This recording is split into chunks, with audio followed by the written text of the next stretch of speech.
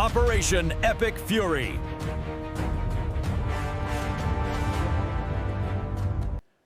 Gary Franchi here, and I'm back from the White House in studio. It's great to be back, but I certainly do love reporting from the ground. But we got some news to break today because a ceasefire has been announced with Iran, but before the ink was even dry, missiles are already flying.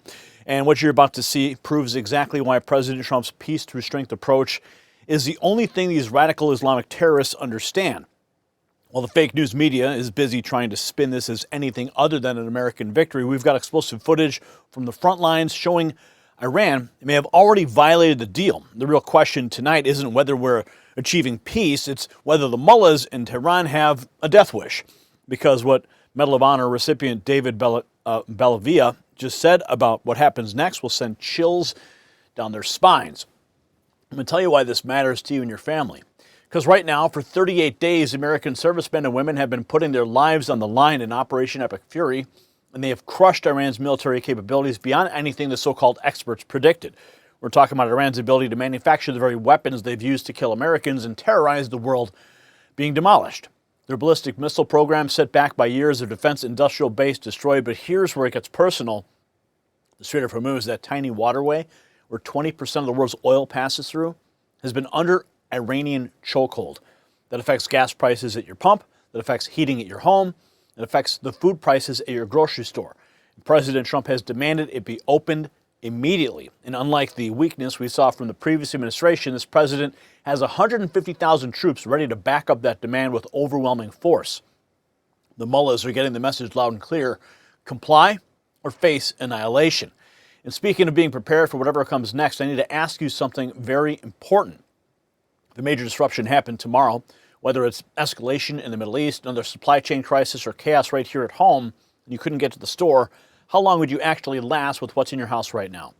If it's anything less than a month, you need to check out our friends at My Patriot Supply. They're America's #1 preparedness company with over 3 million satisfied customers who understand that hoping for the best means preparing for the worst. And right now, when you go to preparewithgary.com, their best-selling 4-week emergency food supply comes with an additional week of food absolutely free. Look, we're watching a ceasefire that could collapse at any moment. We're seeing missiles flying over allied nations. This is exactly the kind of uncertainty that smart Americans prepare for. So don't wait until it's too late. Go to preparewithgary.com today and secure your family's peace of mind, because when the world gets chaotic, the prepared survive. Now back to this breaking situation with Iran. Here is what the mainstream media is completely ignoring about the so-called ceasefire. Even as President Trump's team was announcing the deal, reports started flooding in that Iran was still launching missiles and drones at our allies in the UAE and Kuwait. 28 drones intercepted by Kuwait alone.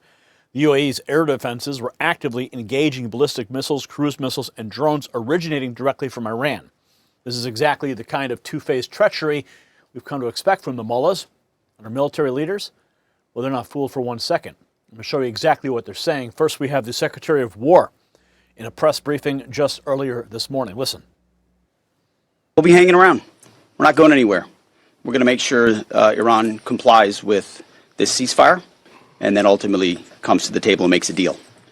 So we'll stay put, stay ready, stay vigilant. As the chairman laid out, our troops are prepared to defend, prepared to go on offense, prepared to restart at a moment's notice with whatever target package would be needed in order to ensure that Iran complies. As far as the Strait, you saw the initial agreement that was struck, which is Iran's letting ships go through. So there'll be that will be happening. They will be sailing, and ultimately, as the president, I mean, we've done an incredible job militarily inside the Strait of Hormuz. What Admiral Cooper, I failed to mention Admiral Cooper's name. He's done a phenomenal job, along with everybody at AFCENT and NAVCENT and ARCENT and all the components down there, laying the groundwork for Iran. Iran doesn't have the same ability to defend it the way they did before, and so as the president has pointed out to the rest of the world, we barely get any of our energy out of the Strait, just a tiny fraction. It's time for the rest of the world to step up and ensure that that stays open after President Trump and the War Department brought Iran to the place where they are voluntarily opening it right now, as was announced last night. As it was just announced, after hearing the military's vigilant commitment to ensuring Iran's compliance, Caroline Leavitt takes to the podium just moments ago to declare the victories of Operation Epic Fury and its pivotal role in decimating Iran's military might. Listen. With respect to the 2-week ceasefire announced by President Trump last night, this is a victory for the United States of America that the president and our incredible military made happen. From the very beginning of Operation Epic Fury, President Trump stated this would be a 4 to 6 week military operation to dismantle the military threat posed by the radical Islamic Iranian regime. Thanks to the unbelievable capabilities of America's war fighters, the United States has achieved and exceeded those core military objectives in just 38 days. The U.S. military destroyed Iran's defense industrial base, crushing the regime's ability to manufacture weapons that they and their proxies use to maim and kill Americans and terrorize the world. Iran's ability to build and stockpile ballistic missiles and long-range drones has also been set back by years compared to where it was 6 weeks ago prior to the launch of Operation Epic Fury. We destroyed the vast majority of Iran's ballistic missiles, launcher vehicles, and long-range attack drones through more than 450 strikes on ballistic missiles and approximately 800 strikes on Iran's drone launching units and storage facilities. In total, more than 13,000 targets across Iran were struck. Again, this is in the matter of just 38 days. Meanwhile, the Iranian Navy was completely annihilated. The United States destroyed more than 150 naval vessels in total, including 16 entire classes of Iranian warships. Despite once being the largest undersea force in the Middle East, Iran now has 0 submarine vessels. 97% of Iran's once massive inventory of more than 5,000 naval mines has also been targeted and destroyed. Iran's air forces are functionally and operationally irrelevant at this point, after the United States maintained total air dominance over their country for weeks on end. Operation Epic Fury indeed.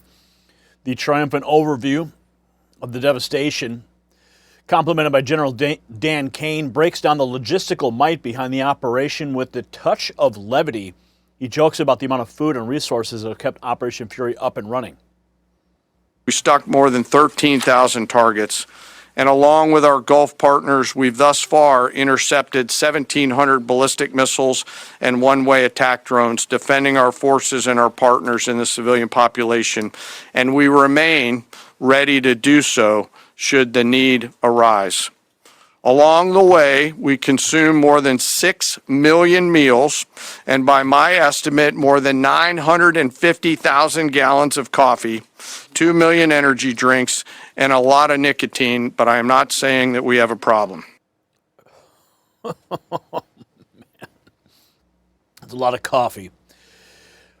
General Kane's logistical insight sets the stage for the Medal of Honor recipients' cautious optimism about the ceasefire. Medal of Honor recipient David Bellavia reacts to the deal.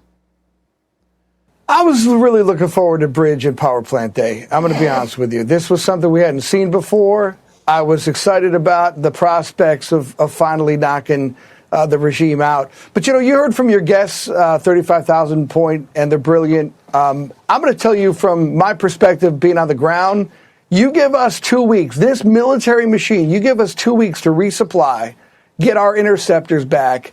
You're not just hitting the reset button.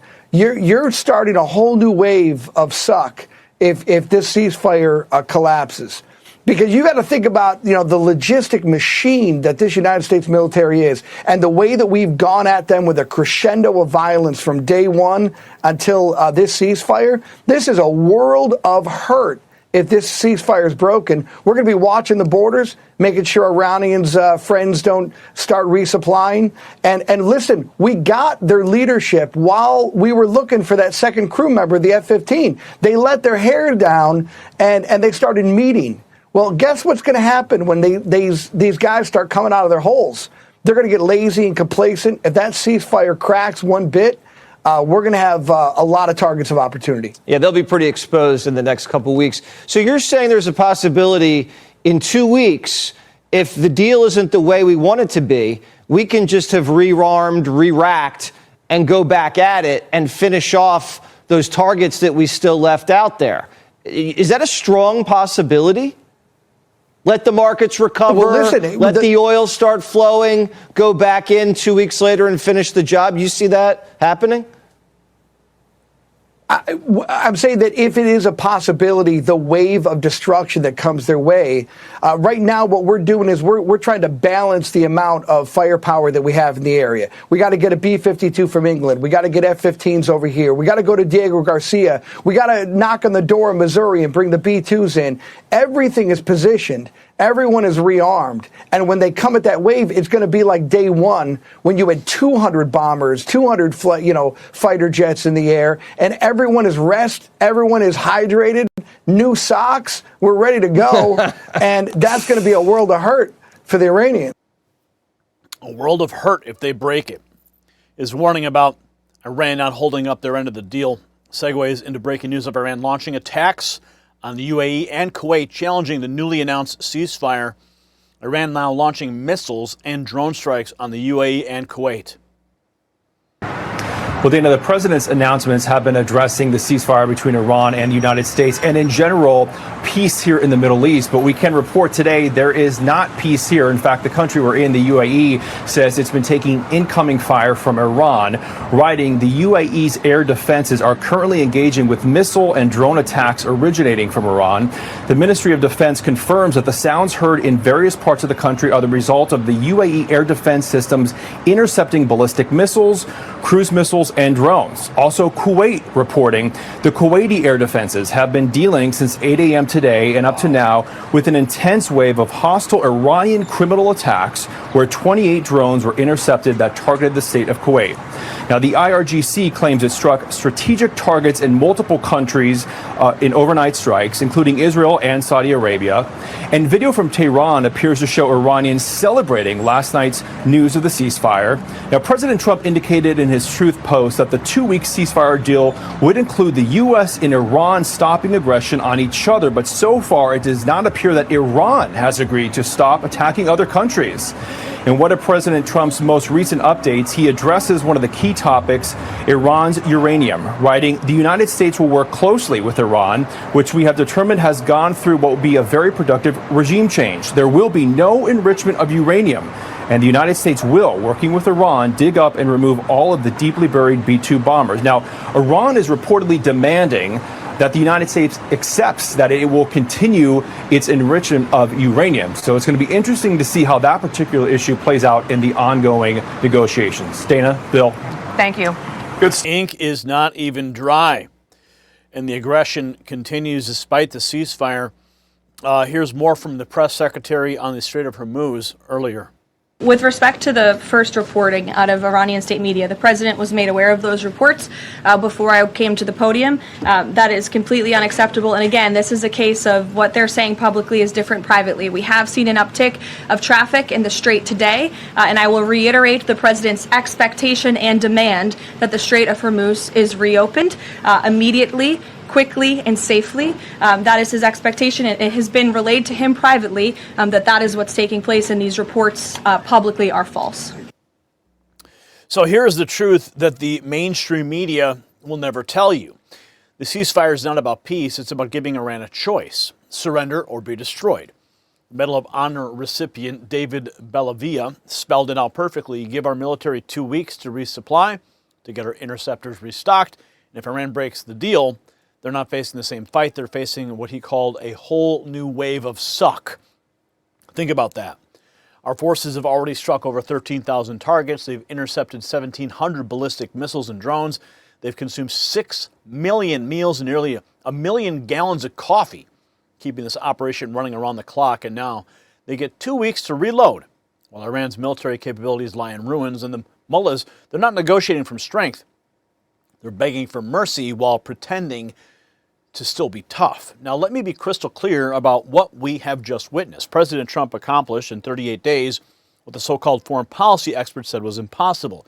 He didn't just negotiate with Iran, he crushed their military capabilities first, then offer them a way out. That's not weakness, that's not appeasement, that's American strength on full display. The next 2 weeks will reveal whether the Ayatollahs are smart enough to take the off-ramp or stupid enough to restart a fight that they've already lost. Either way, our troops are ready. Now I want to hear from you. Do you believe Iran will honor the ceasefire, or are they just buying time? Drop a yes or no in the comments and tell me why. And since you made it to the end of the video, congratulations. Here's a special gift just for you. Yes, we built this notification system because you guys have been telling me that notifications never arrive. Text raw feed to 844-840-4963. That's how we send you direct messages so you get the information that you want. If this story opened your eyes, smash the subscribe button, share the video with every patriot you know, and don't forget to check out the Next News merch shelf below this video and show your support for independent conservative media. I'm Gary Franchi. Stay informed and stay free. The system controls information. Information control is power. I want you to see this. The truth only survives together. They don't want this shared. Share this now.